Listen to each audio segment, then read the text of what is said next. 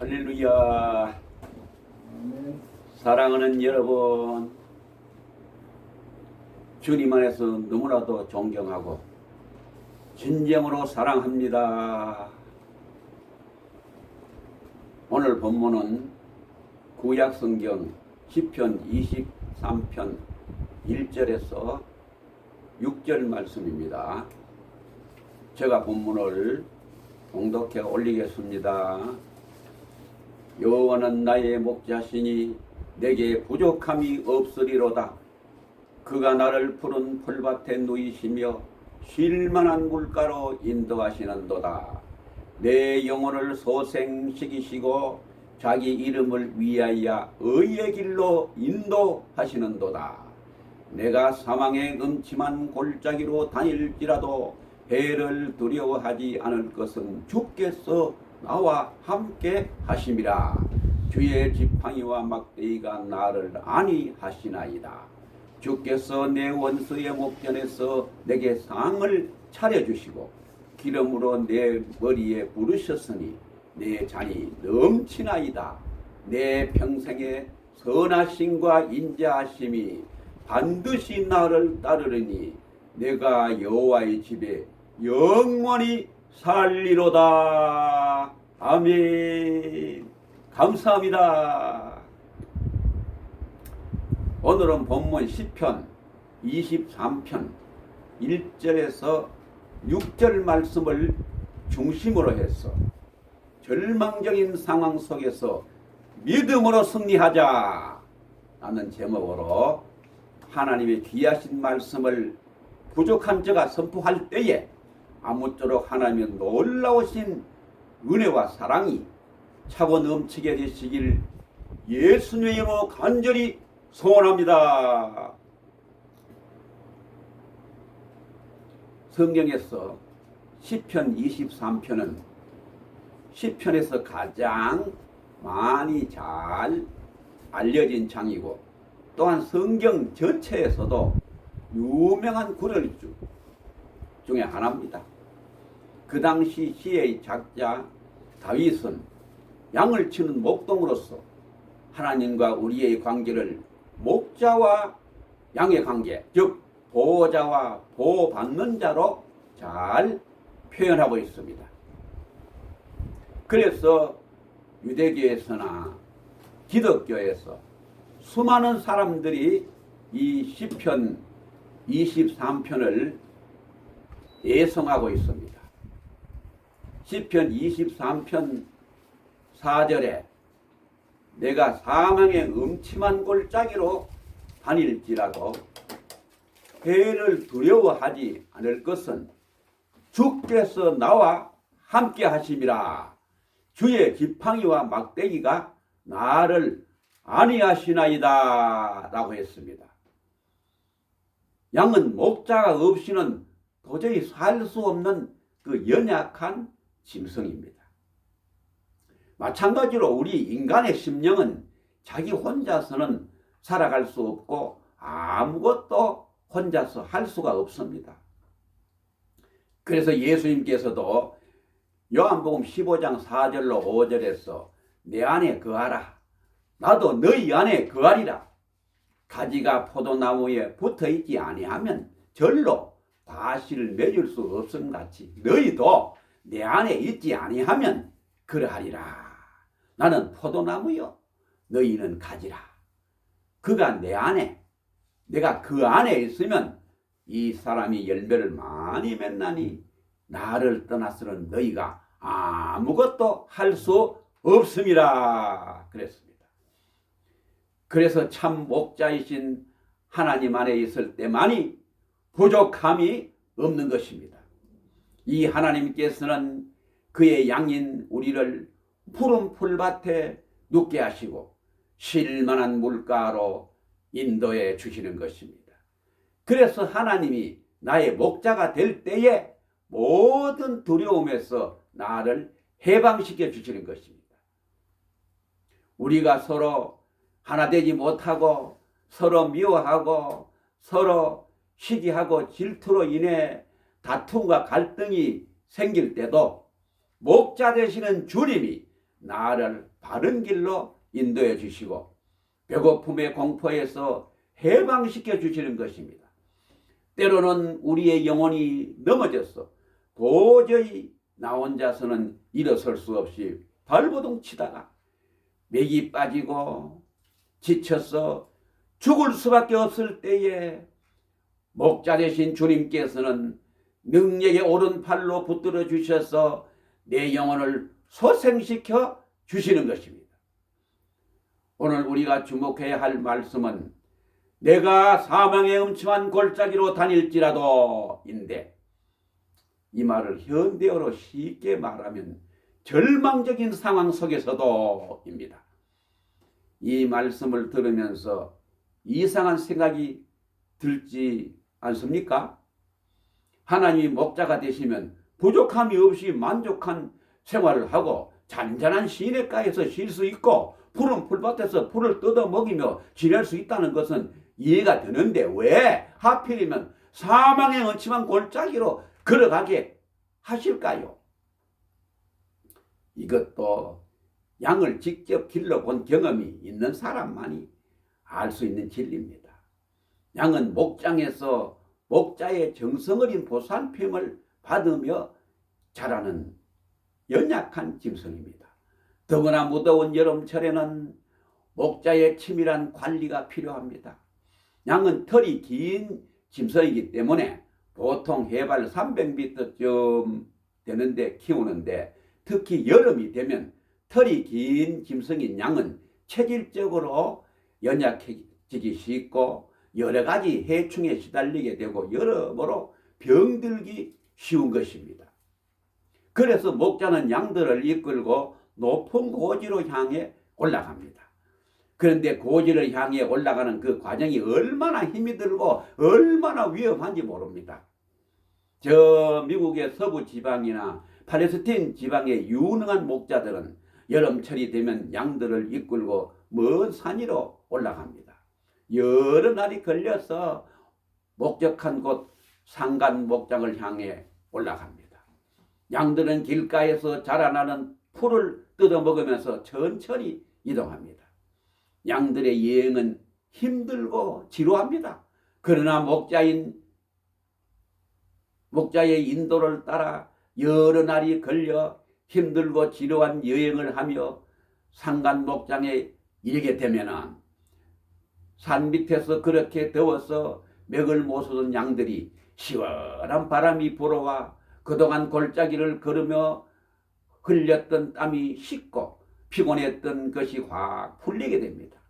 그러면 양들은 산간 목장에 오르면서 힘들고 위험해서 목자의 사랑을 의심하고 불평하던 그것이 다 순식간에 사라지고, 아, 목자가 우리를 사랑하셔서 여기까지 힘든 길로 인도했구나 하며 고마움을 알게 될 것입니다. 우리는 이성과 경험의 한계가 있기 때문에 목자 되시는 하나님의 하시는 일을 다 이해할 수가 없습니다. 그러나 목자 되신 하나님은 그의 기르시는 양을 절대로 손해시키는 일을 하지 않습니다.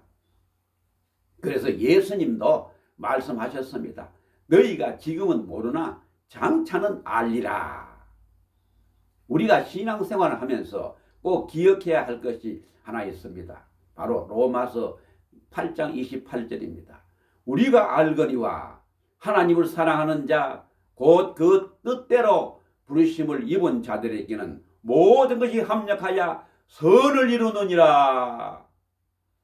목자가 양들을 인도하고 보호하는 양들이 어떤 일을 당하고 어떤 환경에 처할지라도 절대로 양들에게 손해되게 하지 아니하십니다. 양들이 살아가는 데는 선한 목자의 정성어린 보살핌이 절대로 필요한 것입니다.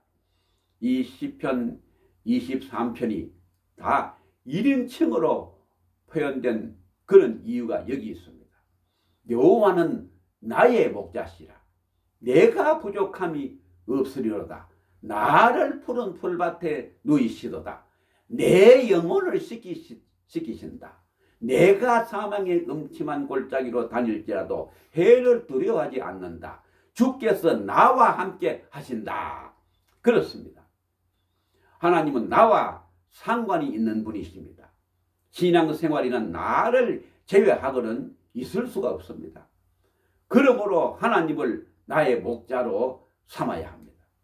다윗은 이 시편에서 자기가 직접 목자 생활을 해본 경험이 있기 때문에 목자와 양과의 관계를 어쩌면 그렇게 실감 있게 표현하고 있습니다. 다윗은 자신이 양을 몰고 산악지방으로 가는 여러 가지 어려움과 위험에 대하여 잘 알고 있었습니다. 그는 양떼를 데리고 여러 목장이 있는 높은 산으로 자꾸만 올라갔습니다. 다윗은 산으로 올라가는 길이 너무 험한 길이지만 손바닥처럼 잘 알고 있었습니다. 범람하는 냇물과 산사태, 독이 있는 풀들과 맹수들, 앞을 분간할 수 없을 정도로 세차게 쏟아지는 폭우, 깜짝 놀라게 하는 내성 병력 속에서도 익숙하게 길을 인도할 수가 있었습니다.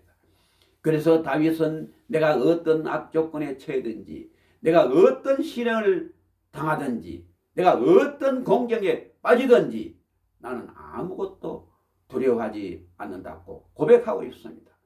내가 사망의 음침한 골짜기로 다닐지라도 우리 그리스도인들이 하나님과 함께 저 높은 곳을 향하여 올라가기를 원합니다. 우리는 이 세상에서 나와 하나님과 좀 더 가까운 생활을 하고 싶어 합니다. 그런데 많은 사람들이 여기에 대해서 잘못 생각하고 있습니다. 저 높은 곳, 여러 목장에 올라가는 길이 마치 케이블카를 타고 남산으로 올라가는 것처럼 생각하는 사람이 많습니다. 아니면 헬리콥터를 타고 산꼭대기에 올라가는 것처럼 그렇게 생각하는 사람도 있습니다. 그런데 그리스도인들이 저 높은 곳을 향하여 올라가는 것은 마치 양들이 산간 목장을 향해 올라가는 것처럼 저 천성을 향해 올라가는 하나님의 백성들도 험한 골짜기로 통해 걸어 올라가야만 하는 것입니다. 모든 산에는 높고 낮은 깊은 골짜기가 있습니다. 어떤 골짜기는 깎아 세운 것처럼 가파른 협곡입니다. 한 발자국만 잘못 내디면 몇십 미터나 되는 낭떠지로 그냥 굴러 떨어질 수밖에 없는 위험스러운 길목도 있습니다. 그런데 산악지방에 익숙한 목자는 이것을 잘 알고 있습니다. 그런 양떼를 끌고 어두운 골짜기 옆으로 꼬불꼬불 이어져 있는 작은 산길을 조심스럽게 그리고 근기 있게 계속해서 올라갑니다. 내가 사망의 음침한 골짜기로 다닐지라도, 이 말씀은 내가 그곳에서 죽는다거나 그곳에서 걸음을 멈춘다는 그런 말이 아닙니다.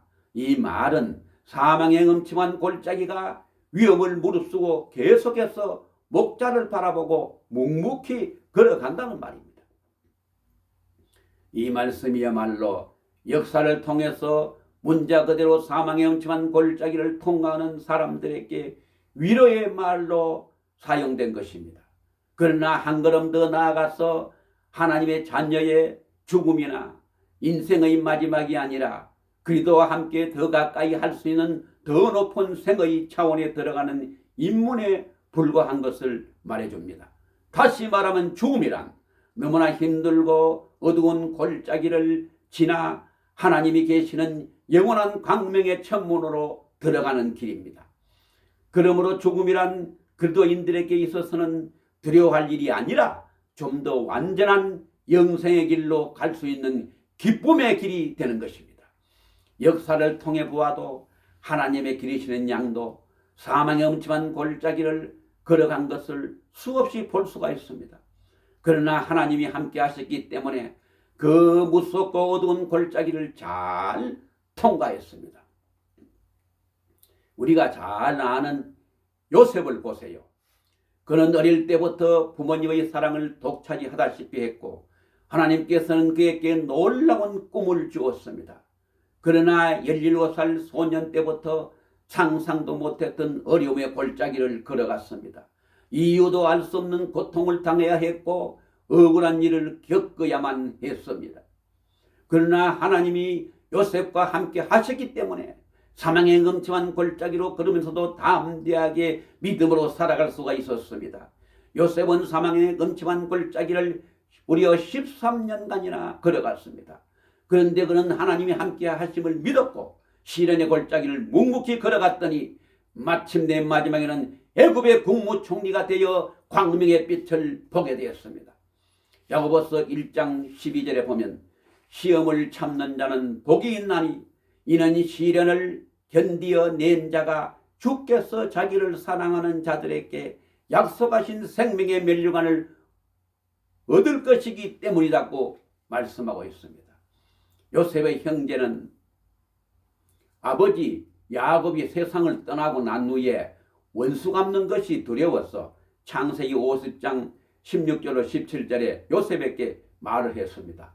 당신의 아버지가 돌아가시기 전에 말씀하시기를 내 형들이 내게 악을 행하였을지라도 이제 바라건대 이 허물과 죄를 용서하라 하셨나니 이제 그들의 죄를 용서하소서. 그래서 요셉이 그 말을 전해 듣고 울었다고 했습니다. 그리고 형들이 와서 용서를 청할 때 요셉이 창세기 50장 19절로 20절에 두려워 마소서 내가 하나님을 대신하겠습니까? 당신들은 나를 헤아려 하였습니다. 그러나 하나님은 그것을 선으로 바꾸사 오늘과 같은 만민의 생명을 구원하게 하려고 했습니다. 라고 형들을 한없이 위로했습니다. 우리가 사명의 음침한 골짜기를 걸어도 하나님이 함께 하시면 악을 선으로 바꾸신다는 사실을 믿으시기를 바랍니다. 사드락과 메삭과 아벳느고는 바벨론의 포로로 되어간 신분이었음에도 불구하고 느부갓네살 왕의 특별한 배려를 받아 바벨론 나라 여러 도시에 중책을 맡아 일하게 되었습니다. 그래서 바벨론 출신 동관들은 유대인 포로 신분으로 자기들과 같은 대우를 받는 것이 보기가 너무 힘들었습니다. 그래서 시기하고 모략을 꾸몄습니다. 느부갓네살 왕에게 이 땅의 온 국민이 대왕만을 존경하고 섬기는 표로 신상을 만들어 세우고 풍악이 울리면 바벨론 땅에 거하는 모든 사람은 신상에게 절함으로 대왕에 대한 충성심을 표시하게 하소서. 그렇게 왕께 올렸습니다. 그래서 느부갓네살 왕은 깊은 생각 없이 국민이 자기에 대한 충성심의 표로 신상에게 절하겠다고 하니 아무 생각 없이 쾌히 승낙을 했습니다. 그래서 바벨론 동관들에게 음모가 숨어 있었습니다. 사드락과 메삭과 아벳느고는 하나님을 섬기는 사람들이므로 신상에게 절하지 않을 것이므로 이것을 잡아 왕께 고해서 풀무에 잡아 넣어 없애버리는 그런 음모였습니다. 그래서 신상을 세워놓고 풍악을 울리는데 바벨론 동관들은 유대인 출신 사드락과 메삭과 아벳느고만이 지켜보고 있다가 절하지 않는 것을 보고 바로 잡아다가 왕 앞에 세우게 되고 결국 보통 때보다 7배나 더 뜨겁게 한 풀무에 던져 넣었습니다. 이것이 바로 사망의 골짜기에 던져졌습니다. 그런데 이것을 보세요. 던지기는 3사람을 던졌는데 그 안에 4사람이 걸어다니는 것을 보았습니다. 사망의 음침한 골짜기에 다녔지만은 하나님이 저들과 함께 하셔서 머리털 하나 거슬리지 않고 옷에 탄 냄새조차 나지 않았습니다. 바로 하나님이 함께 하셨기 때문입니다. 사도행전에 보면 사도 바울과 실라가 빌립보 지방에서 복음을 전하게 됐는데 귀신 들려 점치는 여자가 점을 쳐서 수입은 있으나 그 심령에 평안이 없고 괴로워하는 그 모습을 보았습니다. 그래서 이따가 하루는 예수 그리스도의 이름으로 점치는 여인의 그 귀신을 내쫓아주었습니다. 그러니까 이 여인의 경우 귀신이 나가서 평안한 것은 좋은데 점을 칠 수 없게 되고 점을 칠 수 없으니까 수입이 없어지게 되지 않습니까? 그래서 수입을 챙기고 있던 그 주인이 바로 그 당시 당국에 고발을 해가지고 바울과 실라는 매를 맞고 쇠고랑에 채워 감옥에 수감되었습니다. 그래서 바울과 실라 편에서는 너무나 억울하고 기가 막힌 일이었습니다. 그러나 그들은 절대로 원망하거나 좌절하지 아니하고 하나님을 의심하지 아니하고 성경에 보면은 밤중에 절망적인 상황 속에서 이유를 알 수 없는 억울한 감옥 속에서 하나님께 기도하고 찬미했다 그랬습니다. 그랬더니 옥토가 바로 움직이고 옥문이 열리고 쇠고랑이 풀리는 기적이 일어났습니다. 그래서 옥문을 지키던 사람이 자다가 벌떡 깨어보니 이런 광경을 보고 죄수들이 큰일 났다, 다 도망간 줄 생각하고 자살하려는 간수를 도리어 사도 바울이 불렀습니다. 간수는 무서워 떨며 그 앞에서 선생들아, 내가 어떻게 하여야 구원을 얻으리까 그랬습니다. 그때 바울이 유명한 말을 했습니다. 사도행전 16장 31절에 주 예수를 믿어라, 그리하면 너와 내 집이 구원을 얻으리라. 그래서 그날 밤 그와 그 가정이 다 예수 믿고 구원받는 놀라운 역사가 일어나게 되었습니다. 이런 일을 말하면 성경에 보면 시간이 부족합니다. 하나님의 양무리도 사망의 엄청난 골짜기로 걸어갈 때가 수없이 많습니다. 그런데 목자 되신 주님이 나와 함께 하십니다.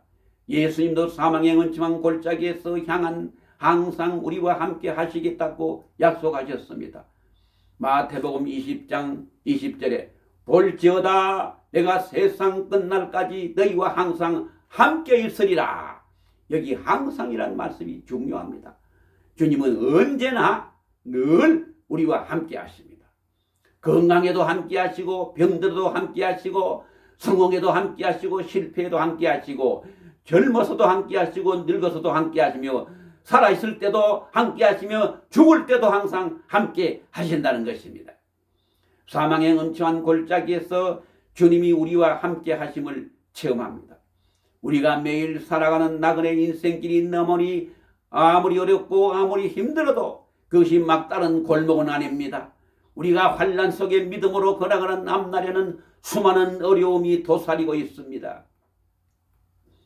비록 사망의 음침한 골짜기로 다닌다 할지라도 실망과 낙심하거나 좌절과 미움에 빠져서 포기할 것이 아니라 그럴수록 우리는 더 하나님과 동행하면서 저 높은 곳을 향하여 우리의 발걸음 한 걸음 한 걸음을 소망 가운데 기쁨으로 나아가야 될 줄로 믿습니다.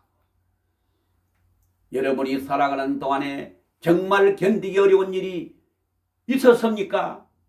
더 이상 참을 수 없는 지경에 도달했습니까? 그러면 여러분 이렇게 기도하세요. 아버지, 정말 저로서는 너무 힘이 듭니다.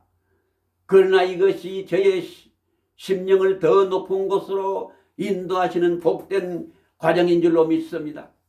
그래서 결국 모든 것이 합력하여 선을 이루어 주실 줄로 확실하게 믿습니다.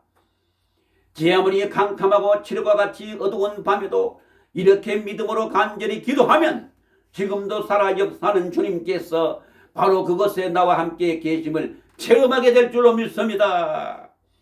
그 순간 두려움과 불안과 근심이 내게서 사라지고 주님의 도우심과 사랑을 맛보면서 믿음을 통해서 오는 믿음의 평안한 안정을 갖게 될 것입니다.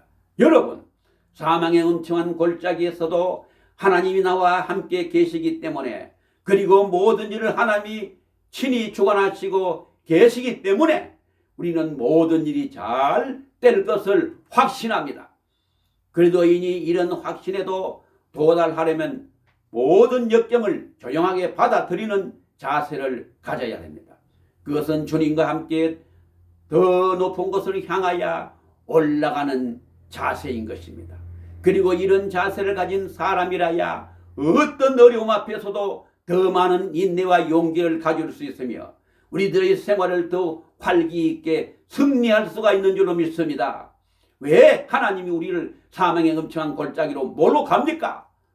골짜기에 신선하고 맑은 물이 흐르기 때문입니다. 무더운 여름에는 그때그때 마실 물이 있어야 됩니다. 마찬가지로 우리 그리스도인들이 원기가 회복되고 생수를 찾을 수 있는 것이 바로 사망의 골짜기입니다.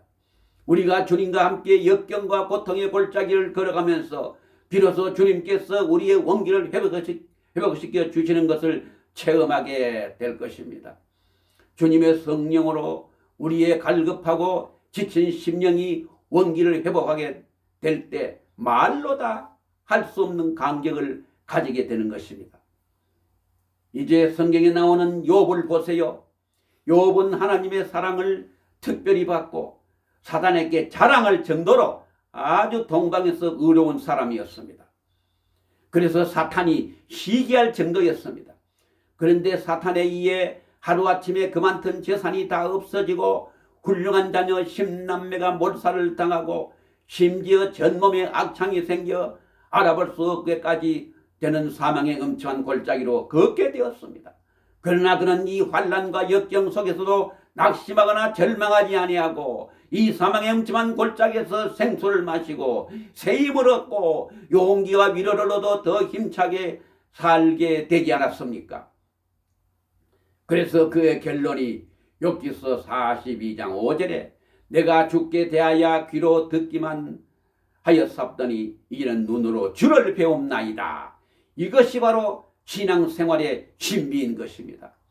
사도 바울이 고린도 교회 성도들에게 고린도후서 1장 8절로 10절에 형제들아 우리가 아시아에서 당한 환난을 너희가 모르기를 원치 아니하노니 힘이 겹도록 심한 고난을 당하여 살 소망까지 끊어지고 우리는 우리 자신이 사형 선고를 받은 줄 알았으니 이는 우리로 자기를 의지하지 말고 오직 죽을 자를 다시 살리시는 하나님만 의지하게 하심이라. 그가 이같이 근 사망에서 우리를 건지셨고 또 건지실 것이며 이후에도 건지시기를 그에게 바라노라. 이렇게 당부하셨습니다. 캄캄한 밤에는 내 육신의 몸도 보이지 않습니다. 주변에도 보이지 않습니다. 오직 하늘만의 반짝이는 별만 보입니다.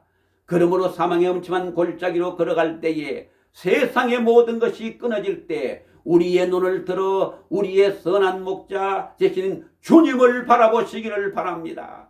시편 기자는 시편 43편 5절에 내 영혼아 내게 어찌하여 낙심하며 어찌하여 내 속에서 불안해하는가.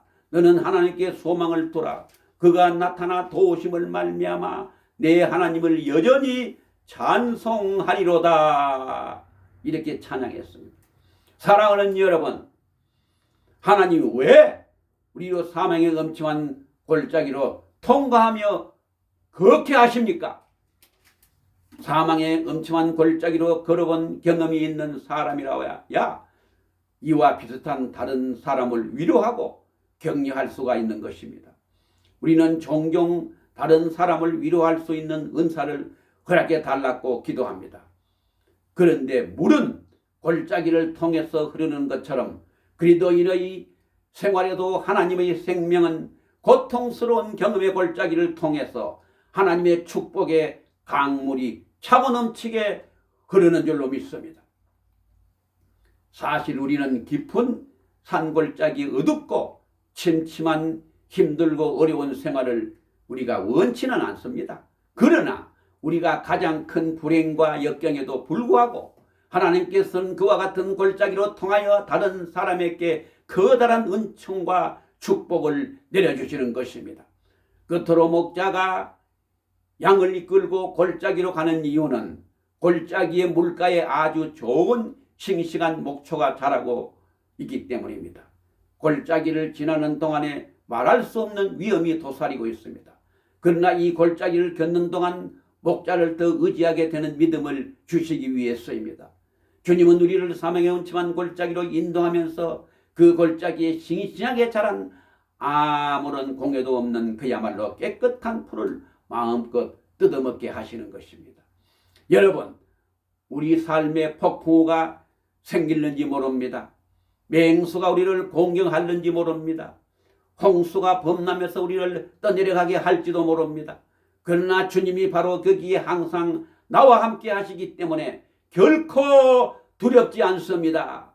그러므로 주님을 확실하게 믿는 사람은 어떤 역경 속에서도 하나님이 나와 함께 하신 사실을 과거의 경험으로 믿기 때문에 두려움 없이 저 높은 곳을 바라보면서 인생의 어두운 골짜기를 기쁨으로 걸어가야 이웃에게 함께 하시면 무한한 힘이 되고 위로가 됩니다.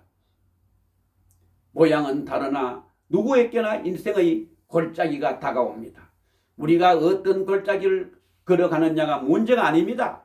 문제는 내가 이 골짜기를 어떻게 하나님의 은혜 가운데 걸어가느냐 하는 것입니다. 로마서 8장 37절에 보면 그러나 이 모든 일에 우리를 사랑하시는 이로 말미암아 우리가 넉넉히 이기느니라 그랬습니다. 그리고 요한복음 16장 33절에 보면 세상에서는 너희가 환난을 당하나 담대하라 내가 세상을 이기었노라고 믿음으로 담대하게 선포하시기를 바랍니다. 우리가 그 어떤 극한 골짜기에 처했든지 우리 주님이 함께 하시면 결코 승리할 줄로 믿습니다. 그럼 이제 찬송가 316장을 제가 무반주로 부르고 이제 마치겠습니다.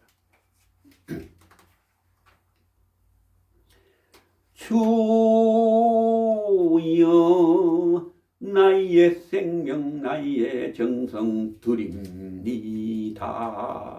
이 작은 나의 생명 나의 정성 다해 주님만을 위하여서 살기 원나오니 주여 잡아주소서 나를 잡으소서 주님만을 위하여 살게 하소서.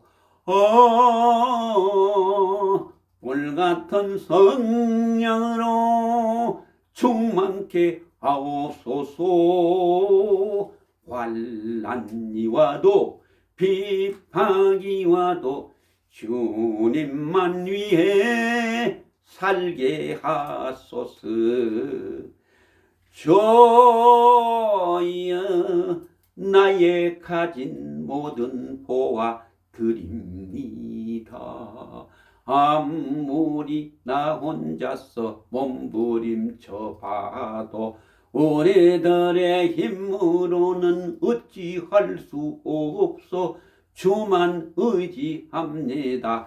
주 의지합니다. 성령으로 거듭남 주시옵소서. 불같은 성령으로 충만케 하옵소서.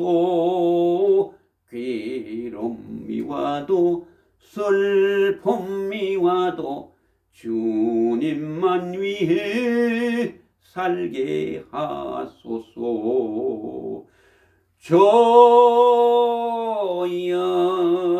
이 몸 바쳐 주의 일을 하렵니다.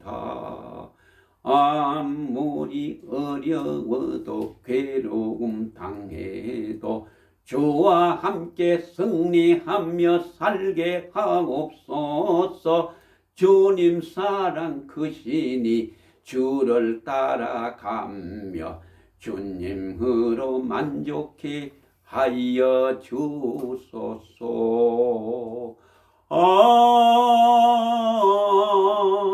불같은 성령으로 충만케 하옵소서. 고통이 와도 죽음이 와도 주님만 위해 살게 하소서. 아멘. 감사합니다. 이제 마지막으로 우리 모두가 제 아무리 절망적인 상황 속에서도 낙심하거나 좌절하지 말고 우리 주님이 나와 함께 계심을 굳게 믿고 담대한 믿음을 가지고 이 세상 끝까지 승리하는 저와 여러분이 다 되시길 지금도 살아 역사하는 우리 주 예수 그리스도의 이름으로 간절히 축원을 드립니다. 아멘. 감사합니다.